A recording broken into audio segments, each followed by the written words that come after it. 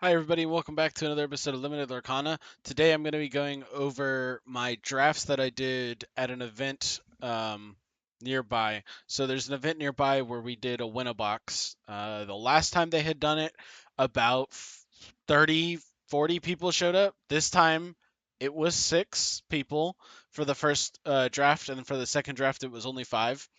Um, it was one pack from each set, so one first chapter, one Rise of the Floodborn, one Into the Inklands, and one Ursa's Return. Draft one, we opened from oldest set to newest. Draft two, we opened from newest set to oldest. So draft two, we did Ursula's and went back versus draft one, we went first chapter and went forward. My preference is first chapter and then going forward. Mostly because first chapter has a lot of really strong evasives, and you kind of know what you need to get to help you like kind of fill out like, okay, do I need more removal for evasive, do I need more big characters, do I need more draw, but I mean some of that is going to be the same either way. I mean some of that is just the draft format itself, but I thought I'd briefly go over the decks and kind of talk about them. So, draft one, I went 3-0. I 2-0'd my first two opponents, and then my third opponent was 2-1, and the third game was very close. Um, my opponent played very well, and it was definitely a tough battle on that one. So, gonna briefly go over the deck. So for one drops, I had two magic brooms. I actually got really lucky and drew these a lot of times, but I also mulliganed pretty aggressively most games. Not necessarily just for the magic brooms, but for other reasons as well. So for two drops, I had Minnie, Maribel, Khan, and Tuk Tuk. I didn't run this Miss Bianca. So I put the whole draft in here, so it'll be 48 cards total because 4 packs times 12 is 48. I'll tell you the cards that I didn't run. So like Miss Bianca was a card I didn't run. And then for three drops, we had Mickey, Belle, Madame M. Fox, Merlin, Diablo. Diablo was a great pickup to get, and Flotsam. I was very lucky to get Diablo. Um, it's kind of funny. The first draft we did was very loaded with legendaries. So I got a Diablo, another person got a Robin Hood, and then another person got Ursula Deceiver, and then I also got another legendary that you'll see a little bit later. Talking about this 3 drop range though, Diablo actually never came out. I never played Diablo, never drew from his effect. It just never really came down to it. Bell was so good. Um, I had one opponent who played the 2-1 Megara, and Bell was able to help me get rid of that. There was a couple games Bell helped me get rid of Pascal's, and there was a game where it also helped me get rid of an evasive character that I wouldn't normally have been able to get rid of. Merlin was a good card. Fox helped me again in some situations where my opponent thought their location was safe, but I was able to actually pressure it. Um, yeah, a lot of these 2 drops, these 2-3, the 2-3 were really good. The 2-2 Maribel didn't really see too much play, but I mean she's just a good support. And then Khan is kind of like the inverse of Tuk Tuk, but it's still good. It's a little weak to 2-2s, but it's definitely not bad. Especially with any kind of support like Maribel, this can take out a big cost character. So Merlins.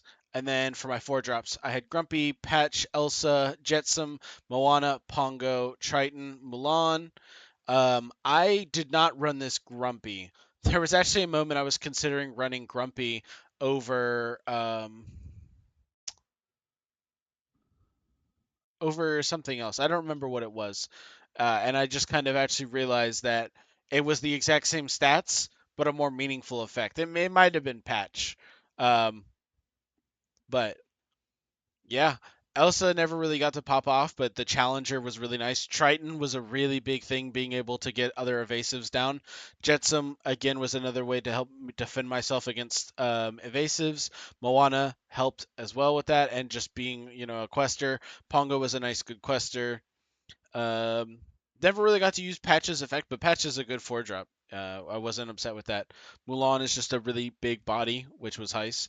My 5 drops were really, really good in this deck, and one thing I noticed was kind of like what I've talked about is um, there were a lot of cost cards available, and I'm not saying I was more right because I took more high cost cards over somebody who took less high cost cards, but I definitely had a much higher end of my deck.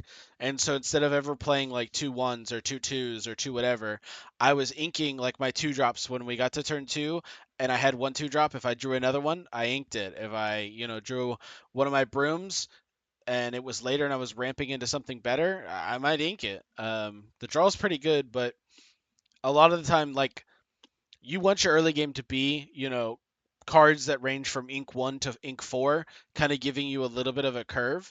But if you draw any more that are in the same number and you're like, I'm already going to make this play on turn 2, don't be afraid to ink the 2 drop. But kind of getting a little off track. My 5 drops, these were really, really good. Cogsworth's resist helped. Eeyore having resist was nice. Donald Duck just being a big body. Card Soldiers 2 quest was good. Tor, big body was nice. Never actually got to play Lucifer. I just did not draw him in any of my games. Pluto's healing was good. Maleficent's just a nice 3 quester, and there's not a lot of ways to like remove her without a lot of combat. Mickey Mouse, so and then going to my 6 drops, Mickey Mouse was really good. Peter Pan and Tigger, both evasive, both high questers, was really good. Scar was very nice. Um, both of these scars were really nice. This -5 actually came into play quite a few times where I was able to make good trades, and he was a big body in Quest for 2. This scar, I didn't get too many good plays with him, but I did get one, and it was good. Um, I would be weary about how many unequals you have. I mean, this scar ended up working for me, but it also very easily could have gone bad for me. So it's a good card for sure. I still think you definitely take it, but you gotta be careful with how many high cost unequals you have. Um, this Magic Broom I did not run. Um, so it was another card that I cut. King Louis was a great 7 drop, 7/7. Quest for 3 is really good. Dodge, another way to deal with evasive. Hypnotize helped me a couple of games where like my opponent started playing out and they only had high cost cards left in their hand, where they had like a certain combo card. So one of the people I played had 99 puppies in their deck, and it very much helped them be able to get a lot of unexpected lore. So Hypnotize was nice because they were kind of holding a bunch of cards, and I was able to kind of make them discard uh, what their worst option was, which is an uninkable 5. So it worked out. Other times it was just ink, and being an inkable card is always great. Zeus is good. Any kind of removal you can get in these kind of formats, draft and sealed, just shine a lot. Um, Finum and Platinum I cut. Two Friends was a really nice pickup and strike a good match. I actually, funny enough, found that I inked these a lot of times just because I had so much like high cost cards and such a good curve that I actually didn't have to take a turn off to do Friends. And I didn't want to quest, or I didn't want to sing it with like a 2 quester or a 3 quester. I was like, no, I'd rather just keep pushing and get to my 7 drop. So there was a couple times I inked these. Um, I think as far as these items go, I didn't run Magic Mirror, I didn't run Dragon Gem, and I didn't run Snuggly Duckling. I did run Fang, which Fang was a nice like surprise my opponent didn't expect. I was able to play it as a 4 drop and give a character evasive.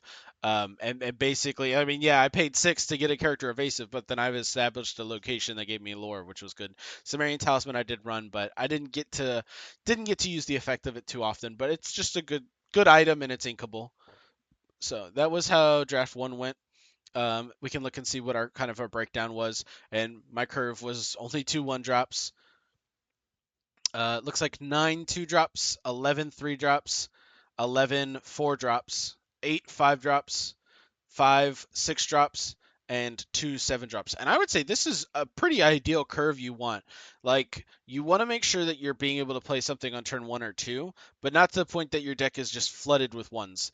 If I had even gotten 2 more ones, I might have gone up to 4. I probably would have cut it a 2. I probably would have cut a 2 drop and a 3 drop. But having all these 4s, having all these 5s, having all these 6s, having all these 7s, it just meant that I had a really strong late game. And I guess I didn't do too bad in price. Some of these don't include foils, so a couple of these were foil cards, but I don't know how to quite add that, and I don't remember which ones were foil, but a couple of these were foil. All right, and so that was draft 1. So let's talk about draft 2. So draft 2, my curve is a little bit similar. Only 2 1 drops, 13 2 drops this time, which was a lot more. Uh, 10 3 drops, 8 4 drops. I would have liked a lot more 4 drops and a lot less 2 drops. 6 5 drops, 7 6 drops, a 7 drop, and an 8 drop. So my 2 1 drops, Timon, Flounder, didn't run Timon, only ran Flounder. So I guess I only even had one. I guess I forgot that this doesn't include the cards that I cut. So I ran Flounder. My 2 drops were Magica Dispel, Boon, and Genie. I cut this Mulan, and I think I did run Basil and Tuk Tuk. So I cut Argus, Mulan, and this Timon. Pinocchio, I took. He's not really a 2 drop, you know. You're gonna use him later to be able to snipe a character that you really have to get rid of. There was a point where we were stalemated on a board. My opponent had a High Lord character, um, and I was able to Pinocchio and take care of it before it could even get any kind of value through questing. There's another game also where I just would lose if my opponent could quest with a 2 quester, and I had Pinocchio in my hand. I was able to take it out and still force enough lore so that I would win next turn. So Pinocchio is just a really good 2 drop. I think I took that pretty early in a pack. That might have been like a second pick or a first pick even. Um, yeah, I didn't run Argus. Argus could be good. I just kind of wanted to insulate myself against having too many just like strong guys but with not enough toughness. 3 drops. I unfortunately ended up running this Smee, which I was never happy playing it. I think I inked it most games. I think one game I did have to play it. But as far as the 2-5 goes, for 3, it's not bad stats. But unless you have like a lot of Challenger Mickeys or weighted medallions or something to constantly give him more strength, which I mean, I did have a couple ways with these 2 supports right here. He just doesn't really shine. He's just a little too like weak. And a lot of times you find that he has to swing into something 2 or 3 times, and it kind of defeats the purpose. Um, Mulan was great. Fairy Godmother is just a 3 drop. 3/4 is always good. Didn't have any Cindy's for this to be relevant, but had a Jetsam and a Floatsam. Never got them to benefit off each other, but Webby was good. Cogsworth, Mickey. This Mickey Mouse leader of the band was great. I mean, this card is really, really strong. Being able to give a character support, and so you're still able to push the lore and make it so that you trade one character instead of 2 for a big guy, and now you've got an advantage. And then you also have this big support this support that's gonna be able to help other cards throughout the game. So it was pretty good. Dolores is just a great 4 drop. She draws a card if your opponent has an exerted character. Quest for 2, 3/3. Really, really strong. Dr. Facilier was good. I don't know why I said it was good. Dr. Facilier, I had to take because I didn't know if I was going to get enough evasives. And so I took this just to make sure that I insulated myself against having an opponent who just had too many evasives and I couldn't deal with it. So I didn't end up cutting him. He was ran in the deck, but most times he was just ink. I don't think I played him, and if I did, maybe once. Merlin, he's good. He's another support. Tiana was good, especially with I had 4 different ways to get support for her. You know, through Basil, Mulan, Mickey, and Merlin. These all helped give Tiana extra strength if I needed it. Resist 2. Um, most games though, which was my plan when I took Tiana, was to be able to support. Never happened. Most times I played Tiana, it was just to help finish out by closing the game by having a 2 quester. But she could have been, she could have played a big role. Don Carnage, 4/4 evasive quest for 2. This card is really, really good. Having evasives and having evasives that fight and beat other evasives efficiently is really good. Tor, just a nice big body. Goofy, another like just an evasive quest for 2 is good. And this is what I'm talking about, like with Don Carnage. Don Carnage can take Goofy out and still be around, so it is a pretty strong thing. Maid Marian I took for the ability to -2. It helped a little bit. There was definitely one game where I just had so many big bodies that I was actually able to um, like made Marion and keep one of my big bodies healthy enough that they just couldn't get enough good trades. Rapunzel, 3 quester, 3/5 for 5. Good card. Didn't get any Pascals, unfortunately, but it was still worked out pretty good. Starkey, this card was ink every game that I could ink it. But I typically did wait because if I didn't have another 5 drop, I would have played it just to have a nice big body with stats. But this card was just mostly ink. I didn't have very many captains, if any. Um, just didn't see much play. Christopher Robin was a good. Whenever you ready this character, you have 2 or more characters in play, you gain 2 lore. Um, it was pretty good. I gained the trigger several times throughout the course of the thing. I jets him and floats him. I did have a way to surprise somebody by discarding 2 cards and then shifting on top of either of these, but never played out that way. I think 1 or 2 games I probably just played it as a 6 drop 5/5, which is fine enough for the stats. The discarding 2 is a pretty high cost. Mama Odie, this card is fantastic in limited and sealed. Being able to manipulate damage and take out cards that your opponent thought were safe. Maybe they're like, okay, well, I can quest with my evasive because I'm safe. Um, and I'll quest with this card because there's no meaningful damage that can be done, and then you can have Mama Odie, or you can have one of your other characters swing into it, or have a character who was already damaged from a previous trade.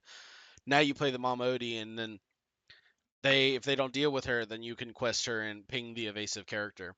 Robin Hood, this one I do remember. I specifically got a foil one, which was just cool. He's a good 6 drop 4/4. He's evasive on my turn. Um, Kind of like Don Carnage, he can fight evasives pretty good. And most times you can kind of adjust to be able to draw a card. Sisu, 6 drop 6/6. Quest for 2 was good. Kronk, 6 drop 6/6. Quest for 2, just another big body. Pacha, 4/8. Quest for 2, just another big body. Simba, he actually had a pretty good effect. There was a couple games that the ping damage made the difference.